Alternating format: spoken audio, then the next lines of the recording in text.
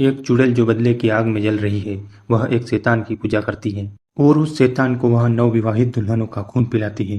ये फिल्म है 13 अप्रैल 1990 में रिलीज हुई शैतानी इलाका। यह एक हॉरर फिल्म थी और इसमें एक चुड़ैल भी थी और एक शैतान भी था। यह रामसेव दस द्वारा निर्मित एक बेहतरीन हॉरर फिल्म मानी जाती है और रामसेव दस की टॉप 10 फिल्मों में इसका नाम भी लिया जाता है। रामसेव दस द्वारा निर्मित इस हॉरर फिल्म को डायरेक्ट किया था किरण रामसे ने। रामसेव दस की ज्यादातर फिल्मों को डायरेक्ट किया है श्याम रामसे और तुलसी रामसे ने, और किरण रामसे ने कम ही फिल्मों को डायरेक्ट किया है। इस वीडियो में जानेंगे इस मूवी से जुड़े कुछ फैक्ट, इस फिल्म का बजट कितना था और इसका बॉक्स ऑफिस कलेक्शन कितना रहा, इस फिल्म की स्टार कास्ट क्या थी और इस फिल्म में खतरनाक शैतान की भूमिका किसने निभाई थी। तो बने रहे इस वीडियो में आखिर तक और वीडियो को लाइक भी अवश्य करें। रामसेव दस ने 70s में हॉरर फिल्मों को बनाना शुरू किया और 80s में इनकी बहुत सारी हॉरर फिल्में आई, परंतु 90s में इनकी इतनी ज़्यादा फिल्में हमें देखने को नहीं मिलती। 90s के शुरुआती 3-4 सालों तक इन्होंने हॉरर फिल्में बनाई थी, जिनमें बंद दरवाजा, महाकाल और शैतानी इलाका जैसी फिल्में शामिल रही।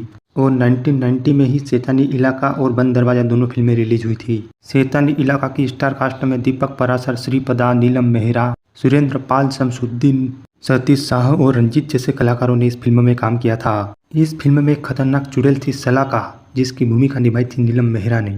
और सलाका जिस शैतान को नवविवाहित दुल्हनों का खून पिलाती है, उस शैतान की भूमिका निभाई थी शमसुद्दीन ने। शैतानी इलाका 1987 में रिलीज हुई हॉलीवुड फिल्म इविल डेड 2 का रीमेक थी। शैतानी इलाका की कहानी काफी हद तक उससे मिलती जुलती थी, यानी कि इविल डेड 2 की कहानी को रामसेव दस ने अपने हिसाब से बनाया था। उस समय में बहुत रीमेक फिल्में आती थी, परंतु लोगों को पता नहीं चल पाता था कि ये रीमेक है, और ऐसा ही इस फिल्म के साथ भी हुआ। उस समय के दर्शकों के लिए यह कहानी तो नई ही थी।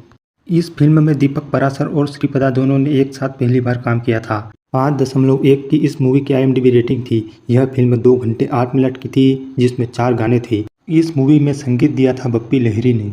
रामसेव दस की फिल्मों को देखें तो विलन के तौर पर रंजीत को देखा जा सकता है, वो चाहे फिल्म होटल हो, डाक बंगला हो या फिर हो शैतानी इलाका। इन फिल्मों में विलन के रूप में रंजीत को देखा जा सकता है। और उनके पसंदीदा कॉमेडियन की बात करें तो सतीश शाह उनकी फिल्मों में देखे जा सकते हैं, और शैतानी इलाका में रंजीत और सतीश शाह दोनों को ही देखा जा सकता है। रामसेव दस लो बजट फिल्में बनाने के लिए जाने जाते हैं। इनकी फिल्मों का बजट इतना ज़्यादा नहीं होता है। उस समय के बड़े स्टार की जो फीस होती थी, इतने पैसे में तो ये 4 फिल्में बना देते थे। पुराना मंदिर का बजट 20 लाख, पुरानी हवेली का बजट 25 लाख, सामरी का बजट 20 लाख और डाक बंगला का बजट 25 लाख। चारों फिल्मों की लागत को मिला दिया जाए तो यह होती है 1 करोड़। 90s आते आते फिल्मों का बजट 3 से 4 करोड़ तक भी पहुंचने लगा था।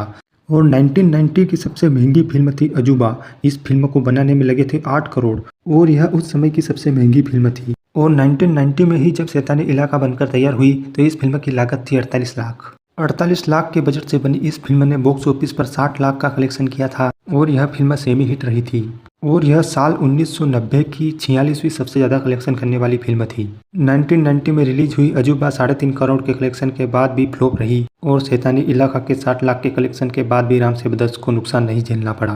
रामसेव दस की फिल्में फ्लॉप हो जाने के बाद भी उन्हें नुकसान का सामना नहीं करना पड़ता था, क्योंकि वे फिल्मों को बनाने में इतना ज़्यादा खर्चा नहीं करते थे। अब इस वीडियो में यहाँ तक ही। लौटेंगे एक बार फिर किसी अन्य फिल्म की जानकारी के साथ। वीडियो को यहाँ तक देखने के लिए आप सभी का बहुत बहुत धन्यवाद।